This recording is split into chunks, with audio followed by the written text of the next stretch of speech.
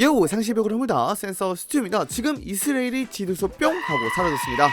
더 정확히는 이스라엘이라는 나라만 뿅 하고 사라졌습니다. 지금 당장 이스라엘이 사라지게 된다면 중동과 세계는 어떻게 변할까요? 이 과정은 그저 충격적인 상승이 아닙니다. 수십 년간 이어진 갈등의 중심축이 사라지는 순간 모든 질서가 붕괴할 수 있죠. 오늘은 이스라엘이 갑자기 사라진다면 어떤 일이 벌어지는지 저와 함께 보도록 하겠습니다. 바로 보시죠. 그 전에 저는 골드 버튼을 꼭 받고 싶습니다. 혹시 저에게 조그마한 도움을 줄 수 있을까요? 구독 버튼 딱 한 번만 눌러주시면 되는데 이렇게 부탁드립니다. 사실 이스라엘이라는 나라는 전 세계적으로 영향력을 엄청나게 끼치는 나라 중 하나입니다. 사실 더 정확하게는 이스라엘이라는 나라보다는 유대인의 영향력이 더 큰 편인데요. 전 세계적으로 유대인은 총 1,500만 명 정도 있습니다. 사실 한국과 비교해도 형편없이 적은 수죠. 근데 이 유대인이 영향력을 미치는 게 어마어마한데요. 현재 이스라엘에 약 960만 명 정도 있습니다. 그리고 미국에 약 760만 명 정도 있는데요. 미국에 있는 이 760만 명 정도의 유대인들이 오늘날의 이스라엘과 유대인의 영향력을 만들었다고 해도 과언이 아닙니다. 미국 인구의 약 1.5%를 차지하는 유대인들은 미국의 학문, 경제, 문화, 예술, 언론 등 미국 사회의 거의 모든 분야에서 그 영향력을 끼치고 있어요.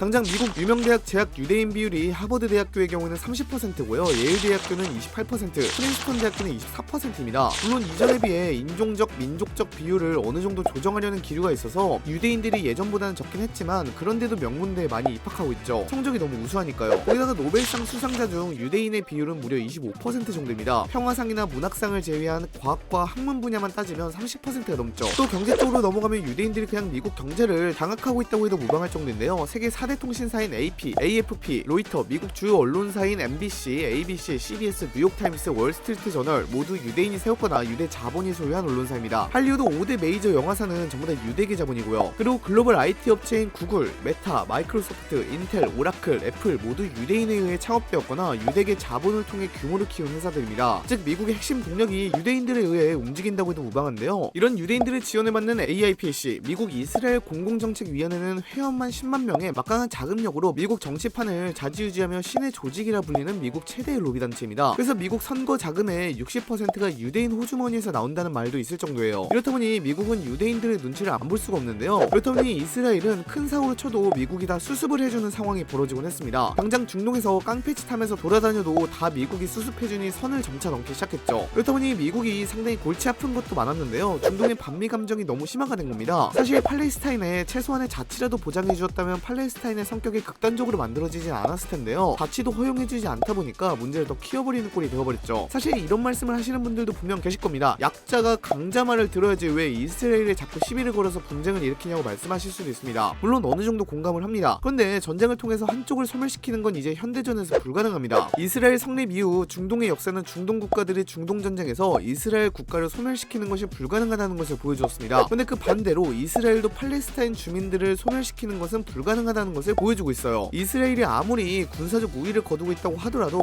팔레스타인과의 공존을 거부하고 있는 근본적인 문제점을 해결되지 않는 이상 문제는 해결되지 않을 거예요. 그리고 중동에서 발생하고 있는 반미 감정을 다 따지고 보면 이스라엘의 지분이 9할 이상입니다. 그런데 이 세계관에서는 좀 많이 달라질 것 같습니다. 이스라엘 자체가 사라지다 보니까 미국도 좀 이스라엘 중심의 중동 외교 정책에서 탈피할 수 있을 거예요. 신냉전이 개막하고 현재 미국이 중국에 관심을 두고 있는지라 예전만큼은 아니지만요. 중동에 어느 정도 영향력을 펼치고자 다양한 중동 국가들과 협력 정책을 모색할 겁니다. 이전에는 꿈도 못 꿨을 정책을 펼쳤겠죠. 단지 이스라엘 하나가 없었다는 이유만으로 말이죠. 또한 이스라엘이 없어지게 된다면 아마도 그 땅은 팔레스타인의 땅이 되지 않을까 싶어요. 근데 이것도 많은 생각을 해야 하는데요. 이스라엘이 지난 이스라엘 하마스 전쟁으로 인해서 하마스를 너무 두들겨 패놓은 상황인지라 이스라엘이 사라진 이유가 더 걱정됩니다. 아마도 이 이스라엘 땅을 점령하겠다고 세계 여러 나라들이 나설 겁니다. 어찌됐든 중동 세력이 그 땅을 점령할 텐데요. 문제는 제대로 정부 체계가 없는 나라, 그러니까 테러 단체들이 이 이스라엘 땅을 점령할 가능성이 높아 보인다는 것이 문제입니다. 시리아나 이라크의 경우에는 당장 내부 정세가 불안해서 군을 움직이기 힘들고요. 레바논과 요르단은 경제가 망가진 상황이다 보니까 이스라엘 땅에 손을 대기 힘들어할 겁니다. 그리고 이집트도 역시 경제 위기야 인구 과잉으로 골머리를 앓고 있어서 부담되는 상황이죠. 그래서 그나마 줄여보자면 사우디아라비아와 이란 둘 중 하나가 될 텐데요. 아니 센서님, 이스라엘 땅이 붙어있지 않는 사우디아라비아, 이란이 어떻게 이스라엘 땅을 점령해요? 그런 의문을 가질 수 있습니다. 그런데 이건 중동의 정치판을 좀 자세히 봐야 해요. 이란과 사우디아라비아는 다양한 민병대와 테러 조직들을 뒤에서 후원하면서 중동 정치판을 조정하고 있습니다. 당장 헤즈볼라와 팔레스타인을 가장 많이 지원해주는 나라가 이란입니다. 그래서 이러한 민병대나 테러 조직을 활용해서 이란과 사우디아라비아가 이스라엘 땅을 점령하려고 안간힘을 가할 거예요. 당장 인류 최대의 성지인 예루살렘만 있는 것 봐도 군침이 돌죠. 그래서 이에 따라서 더 큰 분쟁이 발생할 수 있지 않겠느냐는 생각이 드는데요. 무엇보다도 유대인에 대한 학살이 무자비하게 일어날 일어날 가능성이 높다는 겁니다. 이스라엘 인구가 약 960만 명 정도입니다. 근데 이 이스라엘 땅을 중동 세력이 점령한다? 그것도 제대로 된 정치 체제를 갖춘 나라가 아니라 무질서한 테러 조직이나 민병대가 점령한다? 진짜 대학살이 날 겁니다. 당장 하마스의 경우에는요, 잘 알려지진 않았지만 인권 유린이 북한, 중국 못지않게 심각합니다. 어떤 면에서는 그것을 뛰어넘기는 경우도 있어요. 그런데 이러한 세력들이 이스라엘을 점령하는 순간 2차 세계대전의